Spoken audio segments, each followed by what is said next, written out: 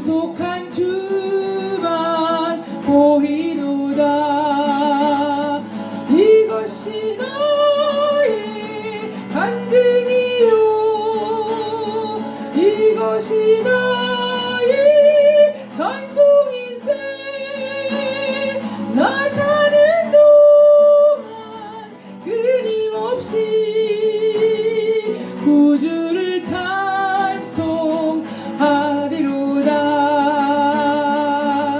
밤이나 낮이나 어제나 오늘도 영원히 주만 찬양해. 괴롭고 슬플 때 낭망하여 넘어져도 언제나 주만 찬양하겠네.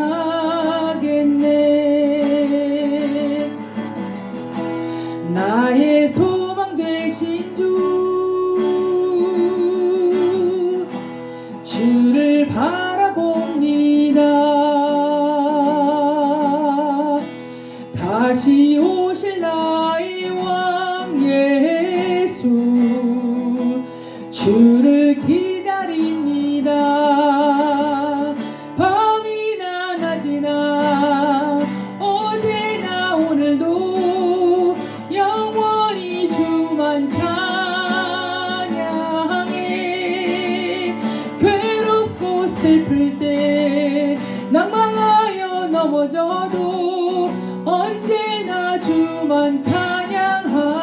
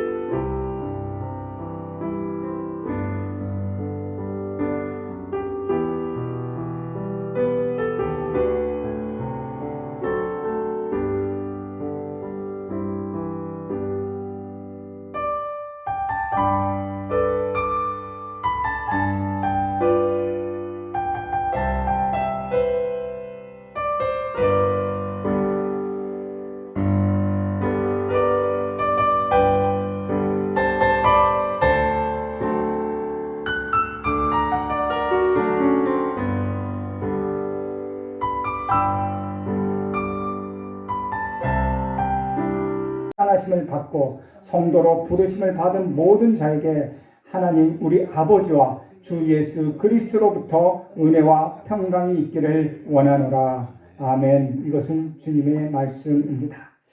로마서는 사도 바울이 로마에 있는 성도들에게 보낸 편지입니다.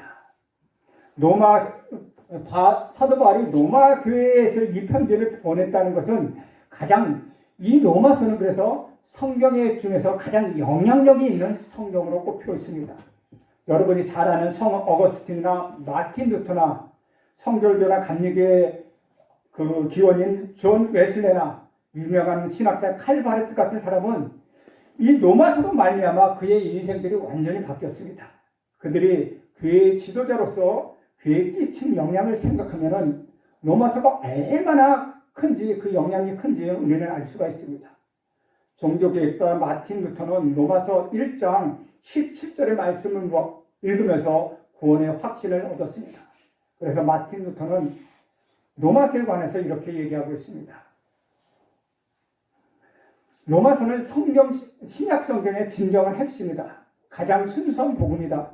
따라서 기독교인들은 그 내용을 낱말 하나하나까지 외울 정도로 숙지해야 할 뿐만 아니라 영혼의 일용한 양식으로 삼아야 한다.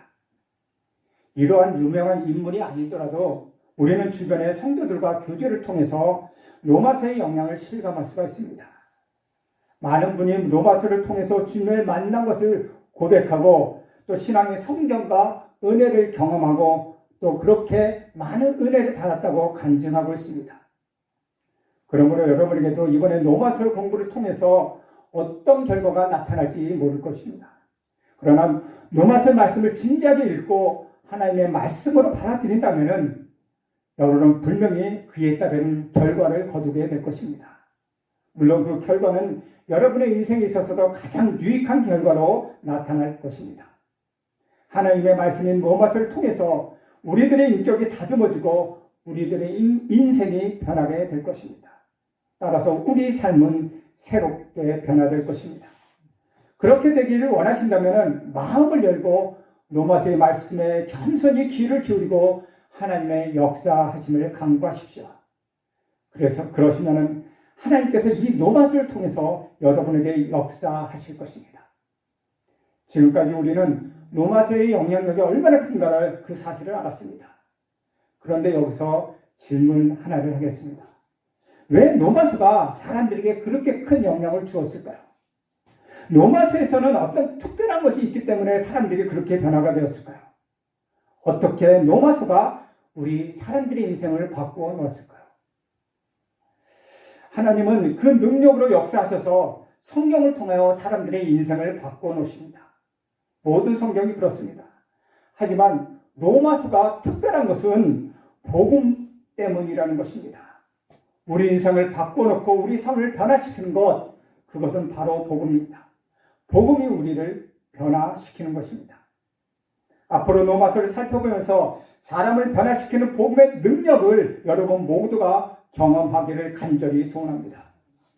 우리가 진지하게 다시 복음으로 돌아가서 복음으로 나아가고 그 복음이 주는 새로운 감격을 받아들이고 복음의 의미를 다시 한번 마음에 새겨서 복음의 가치를 다시 한번 깨닫게 되기를 간절히 원합니다. 우리가 잘 알고 있듯이 로마서에만 복음이 나와 있는 것은 아닙니다. 바울은 복음을 위해서 수고했고 복음을 전하는 자로서 그 복음을 선포하였습니다. 바울의 편지 곳곳에서는 우리는 복음을 찾아볼 수 있고 그의 편지 곳곳에 복음이 녹아있는 것을 알 수 있습니다. 그런데도 로마서가 특별한 것은 성경의 그 어떤 책보다도 로마서가 복음에 대해서 아주 상세하게 설명하고 있기 때문입니다. 그래서 어느 유명한 목사는 창세기와 로마서와 요한계시록을 알면 성경을 다 아는 것이라고 말씀하고 있습니다. 바울은 로마에 있는 성도들에게 복음을 자세히 설명할 필요가 있었습니다.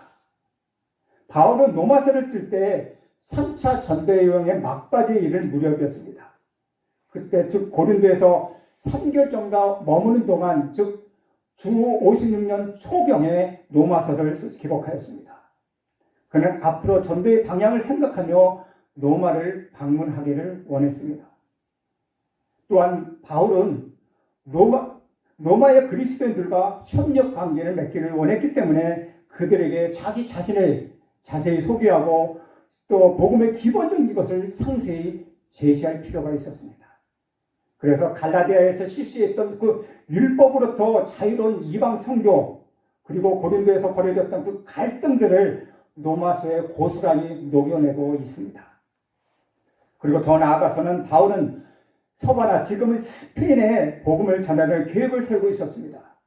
그래서 바울은 이렇게 말하고 있습니다. 로마서 15장 23절 24절 화면에 나왔으니까 함께 읽겠습니다. 시작.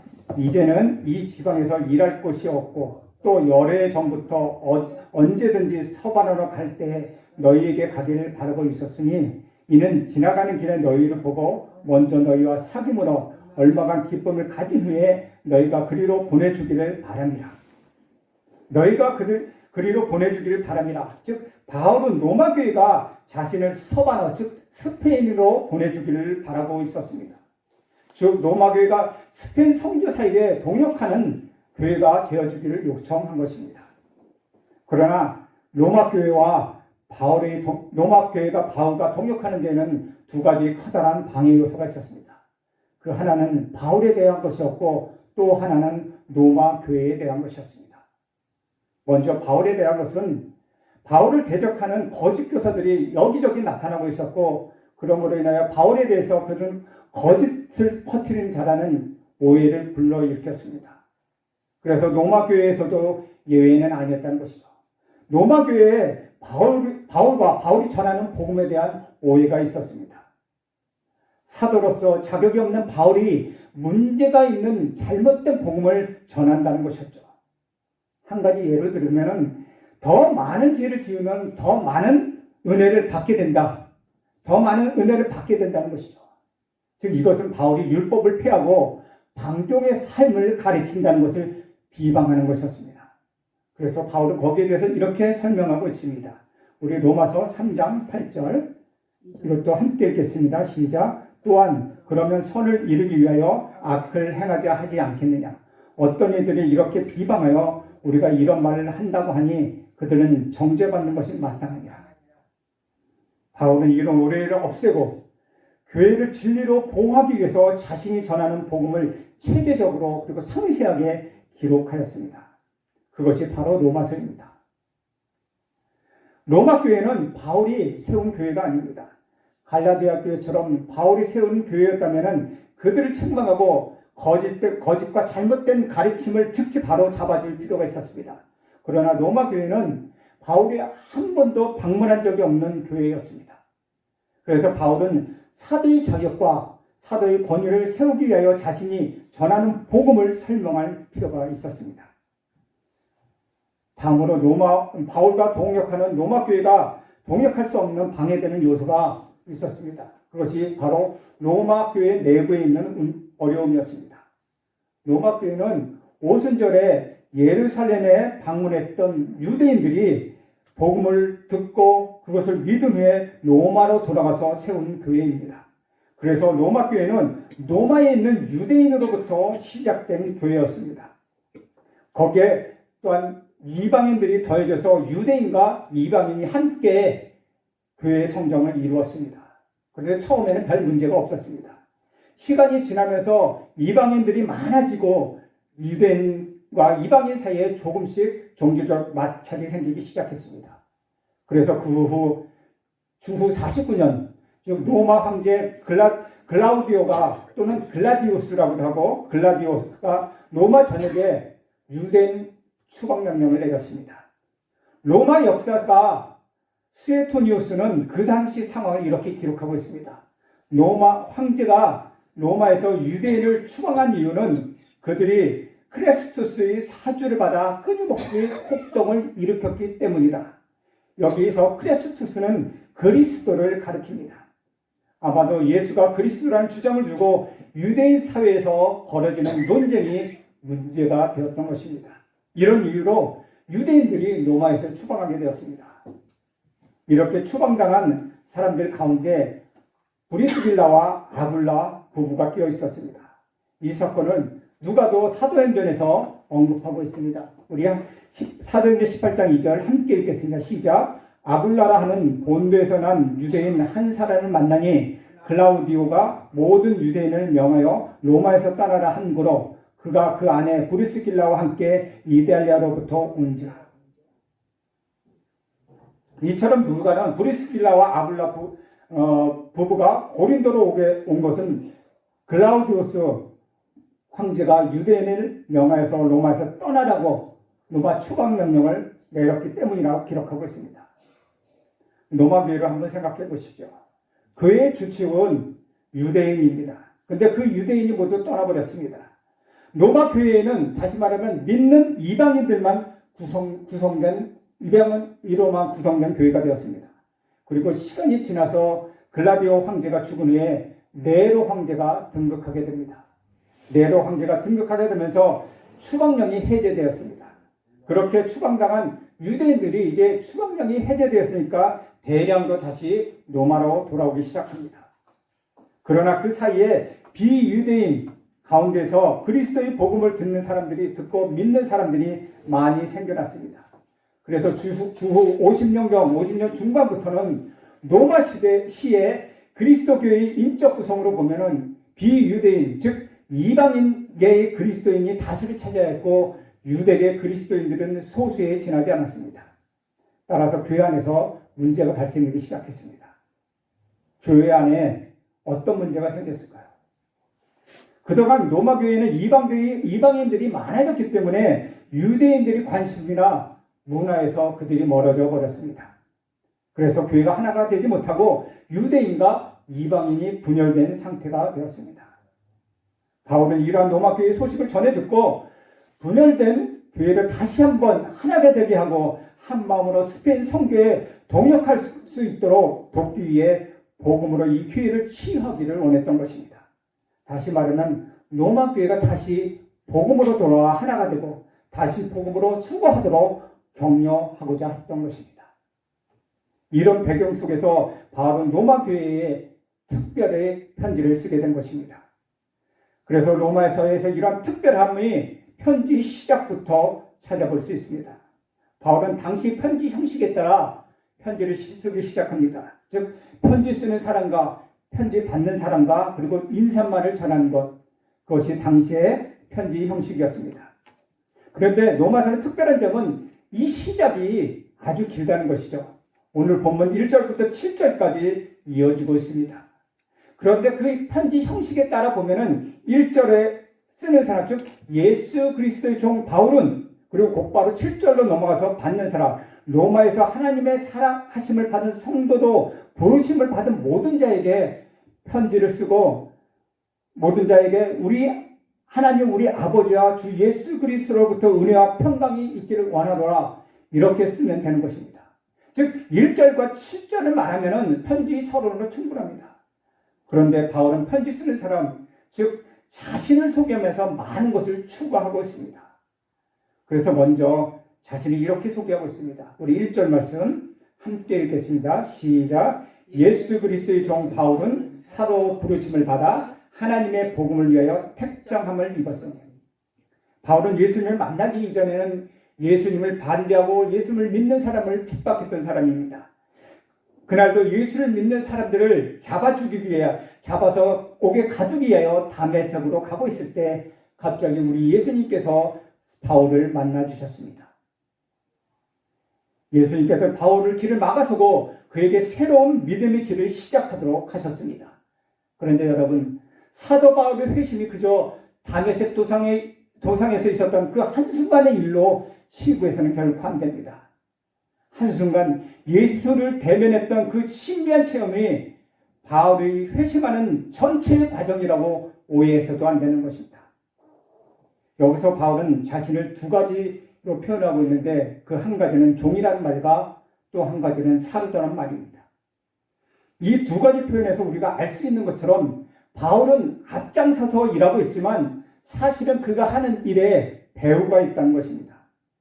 그 배우는 누구입니까? 즉 바울이 복음을 전하고 바울이 이렇게 편지를 쓰게 한 것은 자신이 아니라 누군가에 의해서 이 일을 하게 된 것이라는 겁니다. 그 배우는 바로 바울의 주인이요 바울을 보내신 분인 우리 구주 예수 그리스도이십니다. 바울은 예수님의 종입니다. 바울은 예수님이 보내심을 받은 사도입니다. 바울은 지금 로마 교회의 성도들에게 이렇게 자신을 소개하고 있습니다. 편지를 쓰는 바울의 입장과 편지를 받는 로마 교회의 처지를 한번 생각해 보십시오. 이러한 바울의 소개가 더욱더 의미가 있습니다. 바울은 자신이 개척하지도 않았고 또 사역하지도 않은 교회에 편지를 씁니다. 쉽게 말하면은 지금 자신과 전혀 상관없는 교회에 편지를 보내고 있다는 것입니다. 만약에 서울에 아주 이름 있는 목사님이 갑자기 우리 교회에 편지를 보내서 우리 교회가 고쳐야 할 부분을 잘 가르쳐주고 자신이 가지고 있는 선교 비전을 말하면서 우리 함께 동역했으면 좋겠다고 말한다면 어떻게 생각하시겠습니까? 아마 편지를 잘못 보냈다 이렇게 생각할 것일 수 있습니다. 그러나 바울은 그런 차원이 아니었다는 것입니다. 바울은 복음을 위해 부르심을 받은 사도로서 지금 말하고 있는 것입니다. 비록 바울이 로마 교회의 시작과 바울이 지금까지 로마교회에 관여한 일이 없다 하더라도 바울은 예수님 택하신 사도로서 로마교회에 대한 책임이 있었습니다. 그래서 바울은 로마교회를 돕고 로마교회가 복음을 위해서 함께 수고하는 교회가 되도록 하나님의 복음에 관하여 설명하고 있습니다. 그러므로 바울은 특별히 편지 서론부터 복음을 간략하게 언급하면서 상대적으로 길게 이 편지를 시작하고 있는 것이죠. 그러면 바울이 간략하게 언급하고 있는 복음에 대해서 잠깐 살펴보려고 합니다. 바울이 간략하게 언급하고 있는 복음, 첫째로는 복음의 기원입니다. 즉 복음의 출처에 대해서 이야기하고 있습니다. 여러분, 복음은 어디서부터 시작되었습니까? 우리 2절 말씀 함께 읽겠습니다. 시작. 이 복음은 하나님이 선지자를 통하여 그의 아들에 관하여 성경에 미리 약속하신 것이라. 이 선언은 예수님에 대해 깊이 묵상하고 그 예수님에 대해 깊이 생각해 본 이후에야 나오는 가능한 이야기입니다. 갈라디아서를 보면은 바울이 다메섹 도상에서 우리 예수님을 만난 후에 아라비아로 갔다고 회상하는 장면이 등장합니다. 아무도 없는 아라비아 사막에서 바울은 3년 동안이나 자신에게도 너무나 익숙한 구약 성경을 다시 읽어보고 자신이 만난 예수님 누구인지 원점으로부터 다시 진지하게 탐구하기 시작하였습니다. 내가 지금까지 거부하고 파괴했던 예수님은 과연 누구인가?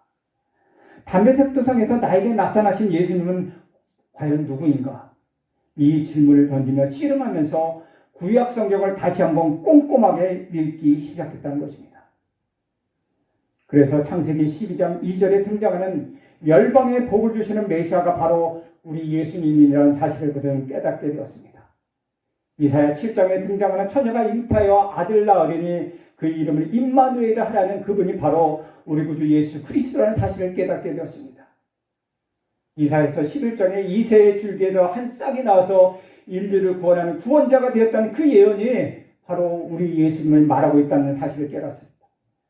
그리고 그 무엇보다도 이사야서 53장 4절에서 6절 말씀이 그를 사로잡았습니다. 우리 화면에 있으니까 함께 읽겠습니다. 시작. 그는 실로 우리의 질고를 지고 우리의 슬픔을 당하였거늘 우리는 생각하기를 그는 징벌을 받아 하나님께 맞으며 고난을 당한다 하였노라.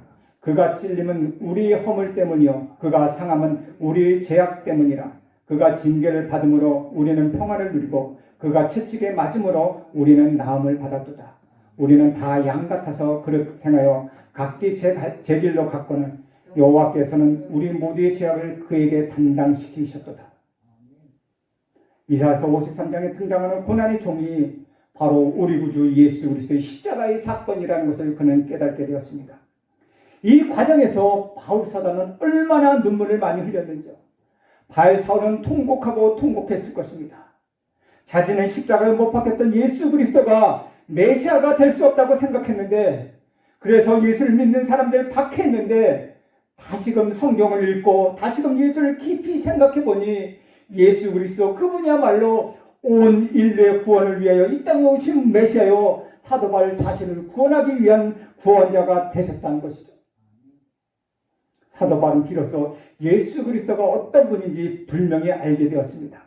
그 깨달음으로 인하여 복음을 설명하면서 다시 2절을 기록하고 있습니다. 우리 2절 말씀 함께 2절 말씀 다시 한번 읽겠습니다.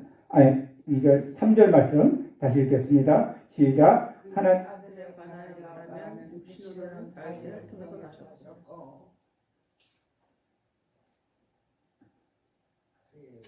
예, 2절에 보면 다시 이 하나님이 이 복음을 선지자에게 그 아들에 관하여 성경을 미리 약속하신 것이라고 되어 있습니다.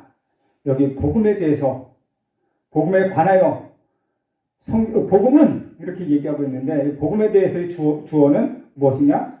하나님이라는 뜻입니다. 다시 말하면 복음의 기원은 하나님이라는 것입니다. 하나님이 시작하셨고 하나님으로부터 나왔다는 것입니다. 그래서 복음은 하나님의 복음입니다. 이것은 바울이 만들어낸 것도 아니요 사도들이 모여서 생각해낸 것도 아니요 복음은 오직 하나님이 사도들에게 계시하셨고 그들에게 맡겨주신 것입니다. 이처럼 복음의 기원이 하나님이라는 사실을 정말로 중요합니다. 이 사실은 우리가 믿는 복음, 우리가 가지고 있는 복음의 가치와 진실함을 결정하고 있기 때문입니다. 우리가 왜 복음을 믿어야 하는지, 우리가 왜 예수를 믿어야 하는지, 우리가 왜 복음을 전해야 하는지, 우리가 왜 복음을 그렇게 중요하게 생각하는지 그 복음의 기원을 말해주고 있기 때문입니다. 복음의 기원이 하나님이기 때문에 이토록 중요한 것입니다. 우리가 가지고 있는 복음에 대한 가장 근본적인 확신, 그것이 바로 이것입니다. 복음은 하나님의 복음이라는 것입니다. 우리가 믿고 전하는 복음은 사람들의 잡다한 생각으로 만들어진 것이 아닙니다. 하나님이 사도들에게 복음을 밝히 드러내 주셨지만 복음이 전혀 없었다가 어느 날 갑자기 등장한 새로운 이야기도 아니라는 것입니다. 옛적부터 선지자를 통하여 미리 약속하셨던 것, 하나님이 계획하셨고 때가 되어서 하나님께서 이루어지신 일, 그것이 복음이라는 것입니다. 사랑하는 여러분, 예수님을 직접 체험한 다메섹 도상의 단 한 번 사건이 바울의 회심하게 만든 계기였지만은 그것이 바울이 회심하게 된 전부라고 생각하지 마십시오. 바울은 다메섹 도상에서의 체험 이후에 구약 성경 깊이 읽었고 예수님의 생애를 깊이 묵상했고 예수 그리스도의 복음을 바로 알기 위하여 간절히 기도했고 탐구하였습니다. 그 결과 마음속 깊은 곳에서 깨달음을 얻게 되었고 복음을 깨닫게 되었으며 복음의 은혜가 그의 마음에 흘러넘쳤습니다. 그래서 바울은 어떤 고난이 찾아와도 복음을 전하는 일에 충성된 복음의 사도가 될 수 있었습니다. 바울은 다메섹 도상으로 가는 길에서 놀라운 체험을 했지만 자신의 믿음을 위하여 신비한 체험을 계속 강구하지 않았습니다. 성경을 묵상하고 성경을 읽고 예수님을 깊이 생각하였습니다. 이것이 바로 우리의 믿음이 성장할 수 있는 비결입니다. 여러분, 사도 바울 같이 마음 가득히 복음의 은혜가 넘쳐나기를 원하십니까? 여러분 마음에도 구원의 감격이 다시금 풍성하게 흘러넘치기를 원하십니까? 그렇다면 여러분도 사도 바울과 같이 예수님을 깊이 생각하십시오. 신비한 체험을 쫓아 여기저기 기웃거리지 마십시오. 다시 한번 성경을 읽고 성경을 깊이 묵상하는 일에 집중하십시오. 다시 한번 여러분의 마음에 예수님의 깊은 삶, 예수님의 삶을 깊이 묵상하십시오. 이미 다 아는 내용이니까 무엇이라고 새로운 것을 달라고 그렇게 요청하지 마십시오. 복음은 성경에서 나온 것입니다. 복음은 하나님으로부터 나온 것입니다. 두 번째로 바울이 간단히 복음을 소개하는 내용 중에 하나는 두 번째로는 복음의 내용입니다. 복음의 내용에 대해서 기록하고 있다는 것입니다. 즉 다시 말하면 복음은 무엇을 말하고 있는가? 복음은 무엇에 대하여 말하고 있는가입니다. 우리 3절 4절 말씀 함께 읽겠습니다. 시작. 그의 아들에 관하여 말하면 육시로는 다윗의 혈통에서 나셨고 성결의 영으로는 죽은 자들 가운데 부활하사 능력으로 하나님의 아들로 선포되셨으니 곧 우리 주 예수 그리스도시다. 복음은 아들에 관한 이야기입니다. 아들에 관하여 그분은 육신으로는 하나님이 약속하신 다윗의 혈통, 다윗의 자손으로 이 땅에 오셨습니다. 그런데 이스라엘 백성에게는 한 가지 오랫동안 품고 있었던 소망이 있었습니다. 그것은 메시아가 다윗의 자손으로 오셔서 이스라엘을 구원하신다는 약속이었습니다. 메시아가 이 세상에 하나님의 정의를 가져오리라는 소망이 그들에게 있었습니다. 그런데 현실은 달랐습니다. 다윗의 자손으로 오신 분, 메시아로 사람들이 주목을 받았던 예수는 그들이 기대했던 것과는 전혀 달리 힘없이 십자가에서 비참하게 죽었습니다. 백성들은 십자가에 달려 죽은 예수를 메시아로 받아들일 수 없었고 그들의 소망은 모두 헛된 것으로 끝나고 말았습니다. 그런데 이 모든 것을 한순간에 뒤집어 놓는 일이 발생하였습니다. 그것은 무엇보다도 더 극적인 반전이 우리 예수 그리스도의 죽음 이후에 나타났다는 것입니다. 그것이 죽은 자 가운데서 다시 살아나신 부활이었습니다. 성령의 능력으로 우리 예수님은 죽은 자 가운데서 다시 살아나셨습니다. 그래서 부활하신 예수님은 권세 있는 하나님의 아들로 선포되셨습니다.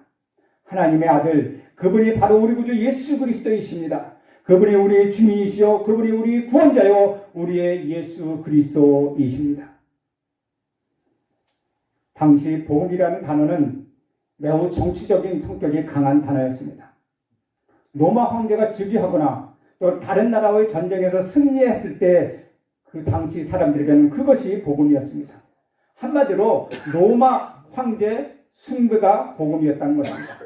황제는 많은 사람들이 모여있는 곳에 황제의 흉상을 세워놓고 사람들이 거리에 머리를 숙이기를 원했다는 것입니다. 즉 모두가 황제에게 집중해서 살아가야만 했습니다. 당시 황제는 모든 사람들의 생사 여탈권을 행했던 만인지상의 인물로서 구원자로 받아들였습니다. 그러니 당시 사람들에게는 황제에 관한 소식이야말로 유황계련, 즉 기쁜 소식이었습니다.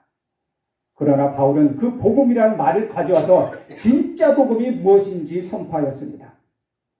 예수님이 진정한 왕이시며 진정한 주가 되심을 그는 선포하였습니다. 그래서 세상의 모든 거짓된 왕은 왕 중의 왕 되신 우리 예수님 앞에 무릎 굴복하게 될 것이다. 우리 예수님만이 하나님이 허락하신 유일하신 그리스도요 우리 주님이 되시기 때문이라고 그는 선포합니다. 그렇다면 우리 주님의 부활이 왜 복음일까요? 예수님의 부활에 참여하는 데는 아무런 조건이 없기 때문입니다. 로마 제국이 말하는 복음이란 말에는 늘 조건이 붙어 다녔습니다. 로마 황제를 숭배해야 했습니다. 로마법을 지켜야만 했습니다. 로마의 평화를 방해하지 말아야 했습니다. 제국으로서의 로마를 절대시 해야만 했습니다. 또 유대계도 역시 하나님에게 인정받기 위해서는 어떤 조건을 제시합니다. 율법이 바로 그것입니다. 율법을 지키는 자만이 하나님의 사람이 될 수 있다는 것입니다. 로마 정치와 유대 종교는 각각 로마법과 율법을 절대시함으로 인하여 그 외의 사람들을 배제하였습니다. 그런데 바울이 말하는 복음에는 아무런 조건이 없었습니다. 예수를 믿기만 한다면 되는 것입니다. 혹시 그것이 조건이 아니냐고 반문하는 분도 계실 줄 모릅니다. 그러나 그렇지 않습니다. 로마의 정치와 유대 종교가 요구하는 것은 그 기준은 눈에 보이는 업적과 능력입니다. 기도를 많이 해야 하고 안식일을 준수해야 합니다. 그러나 기독교가 말하는 바울이 선포하는 복음은 하나님의 통치에 관한 것을 신뢰하기만 하면 되는 것입니다. 어떤 개인의 업적이나 능력이 아니라 그냥 믿음으로 의로워진다는 사실, 그 사실을 믿음으로 받아들이는 것입니다. 그래서 바울은 이 사실을 로마에서 반복적으로 외치고 있는 것입니다. 복음에는 유대인과 비유대인의 구별이 없습니다. 남자와 여자의 차별이 없습니다. 어떤 사람에게만 주어지는 특권도 없습니다. 구원은 모든 인류에게 동일하게 주어지는 것입니다. 그래서 복음, 기쁜 소식인 것입니다. 세 번째로 그는 복음의 목적에 관해서 기록하고 있습니다.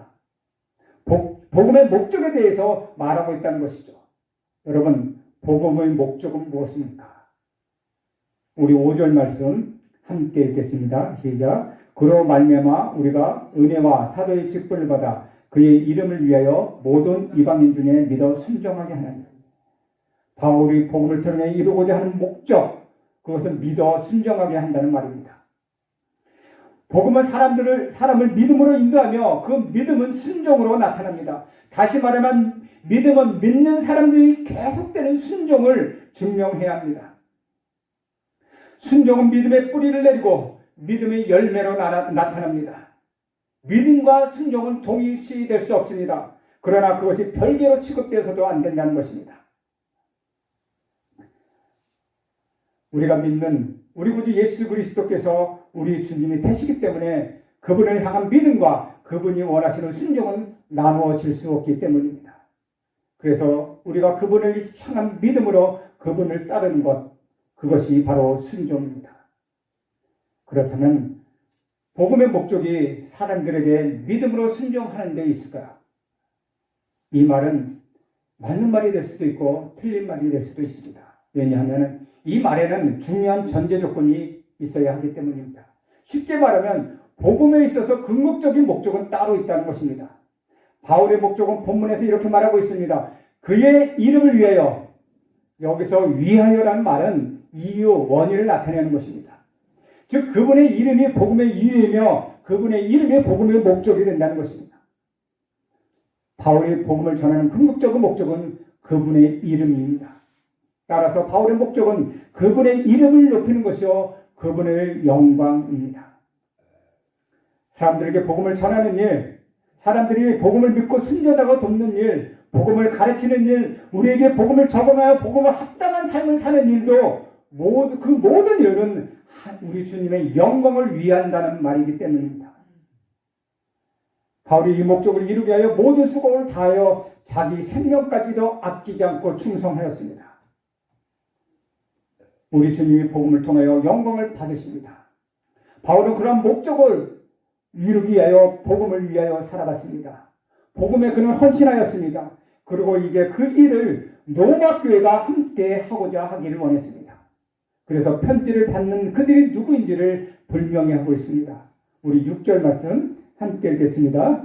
너희도 그들 중에서 예수 그리스도의 것으로 부르심을 받은 자니라. 바울이 우리 주님의 부르심을 받은 자처럼 로마 교회의 성도들도 우리 주님의 부르심을 받은 자라는 것입니다. 그들은 예수님의 소유로 부르심을 받았습니다. 예수님께 속한 자가 되었습니다. 그래서 그들은 바울처럼 그분의 종으로서 그분의 부르심을 받은 자로서 우리 예수님을 따르며 예수님을 이름을 위하여 예수님을 높이기 위하여 예수님의 영광을 위하여 복음을 믿고 순종하는 일을 계속하고 있습니다. 바울이 이 로마 교회를 향한 바울의 도전은 우리에게도 향한 도전이기도 합니다. 바울이 여기서 말하고 있는 너희도라는 말에 우리 자신도 포함되기 때문입니다. 우리도 예수 그리스도의 것으로 부르심을 받았으므로 복음을 위해서 살아야 합니다. 복음을 받은 자로서, 복음을 믿는 자로서, 복음을 순종하는 자로서 우리 주님의 영광을 위해 복음을 위해 살아가야 합니다. 나의 입술로, 나의 삶으로 그리스도가 하나님의 아들 되심을 선포하며 그리스도의 아름다운 이름을 높이며 우리는 살아가야 합니다. 우리는 복음으로 말미암아 예수 그리스도의 것이 되었습니다. 우리는 주님의 소유가 되었습니다. 내 인생의 주인은 내가 아닙니다. 그래서 내 인생을 내 마음대로 살아가는 것이 아니라 우리 주님의 이름을 위하여, 우리 주님의 영광을 위하여 순종하며 살아가야 합니다. 그러므로 여러분, 부르심을 받은 자로서 다시 복음 앞으로 나아갑시다. 다시 복음으로 힘을 얻으십시오. 다시 복음으로 내 삶을 점검하고 우리 주님을 바라보십시오. 다시 복음으로 성장하기를 사모하고 우리 주변의 사람들을 돌아보십시오. 다시 복음으로 우리 주님을 높이는 삶을 사십시오. 나는 그분의 이름을 위하여, 그분의 영광을 위하여 다시 복음으로 사는 여러분 모두가 되기를 우리 주님의 이름으로 축원합니다. 바울은 오늘 본문의 마지막 절인 7절에서 당시 서신의 형성에 따라서 이렇게 인사하고 있습니다. 우리 7절 말씀 함께 읽겠습니다. 시작. 로마에서 하나님의 사랑하심을 받고 성도로 부르심을 받은 모든 자에게 하나님 우리 아버지와 주 예수 그리스도로부터 은혜와 평강이 있기를 원하노라. 복음에 근거하여 흔들리지 않는 삶이 나타나는 영적 현상이 바로 은혜와 평화입니다. 복음은 우리에게 은혜와 평화를 허락하십니다. 은혜는 삶의 삶으로 받아들일 수 있는 능력입니다. 다른 사람들도 이런 말을 자주 합니다. 그러나 그걸 실제로 삶의 능력으로 경험해내지는 못했습니다. 삶이 마치 자기 소유처럼 여기기 때문입니다. 그래서 죽을 때까지 그것을 확대하려고 애만 씁니다. 그러면 자기만 피곤해지고 다른 사람도 피곤하게 합니다. 또 평화라는 말도 세상 사람들이 자주 사용하지만 그걸 또한 삶으로 능력으로 경험하지 못하는 것입니다. 자기 뜻대로 하는 것, 그것을 평화로 여기기 때문입니다. 그렇게 되면 자기 삶도 훼손될 뿐만 아니라 다른 사람들의 삶도 훼손시킵니다. 바울은 은혜와 평화가 복음을 통하여 주어진다는 사실을 분명히 알고 있었습니다. 죽음으로부터 새로운 생명을 얻게 된다는 기쁜 소식을 접한 사람은 더는 아실 것이 없기 때문입니다. 그러므로 신앙생활이 한 해 더 늘어날수록 우리 믿음도 성숙을 경험해야 하지 않겠습니까? 그리스도인으로서 올해보다 내년이 나의 믿음이 더 성장하고 신앙으로 말미암아 나의 인격이 더 성장하고 또 성장해야 하는 열망을 우리가 필요하지 않겠습니까? 그 비결은 오직 우리 구주 예수 그리스도의 복음 안에 있습니다. 사랑하는 여러분, 다시 한번 과일과 같은 심정으로 여러분에게 호소합니다. 우리 구주 예수 그리스도만 여러분의 인생의 가장 복된 기쁜 소식이라는 사실을 절대로 잊지 마십시오. 우리 기도하겠습니다. 오늘 주신 말씀을 가지고 우리 기도하겠습니다. 주님, 내가 복음에 대해서 다시 알았습니다.